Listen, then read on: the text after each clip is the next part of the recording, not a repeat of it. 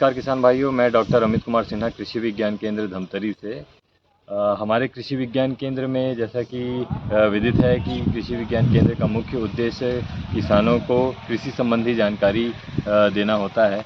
उसी परिप्रेक्ष्य में हमारे सभी वैज्ञानिक अलग अलग विषयों के वैज्ञानिक यहाँ पदस्थ होते हैं, जो कि अपने अपने विषय से संबंधित ट्रेनिंग प्रोग्राम्स हैं, डेमोस्ट्रेशंस हैं और ऑन फार्म ट्रायल है। कोई भी नई वैरायटी या कोई भी नई तकनीक कृषि से संबंधित ईजाद होती है, प्रदेश में कहीं भी, देश में कहीं भी ईजाद होती है, तो उसका सर्वप्रथम ट्रायल करने के बाद उसे एक डेमोस्ट्रेशन का रूप देने का काम हमारे कृषि विज्ञान केंद्र के साइंटिस्टगण यहाँ करते हैं, जो कि धमतरी ज़िले में काफ़ी पहले से कृषि विज्ञान केंद्र यहाँ है और हमारे किसान भाइयों को हर कृषि संबंधित हर जानकारी देने के लिए सक्षम है। फसल चक्रण मुख्य उद्देश्य हम लोगों का रहा है।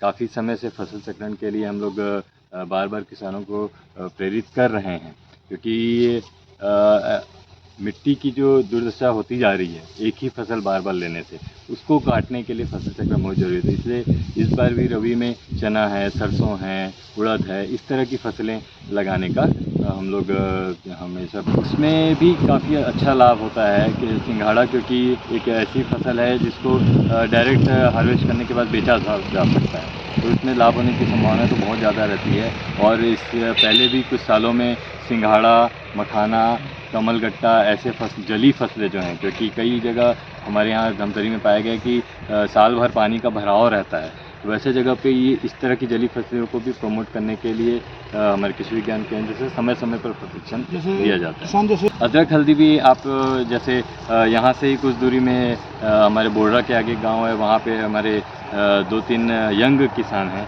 जो मतलब बिल्कुल अभी खेती स्टार्ट किए हैं। वो जो इस तरह की औषधि फसलें हैं या सुगंधित जो हमारे औषधि आती है, जैसे लेमन ग्रास हो गया, अदरक हो गया, या आप मिंट है, मिंट की खेती कर रहे हैं और उसका ऑयल निकाल के, उसका ऑयल निकालने के बाद उसको ऑयल को एक अच्छे दाम पे वो सेल कर रहे हैं। मेरा नाम आशीष बंजारे है और हम कृषि विज्ञान केंद्र में प्रक्षेत्र प्रबंधक के रूप में मैं काम करता हूँ।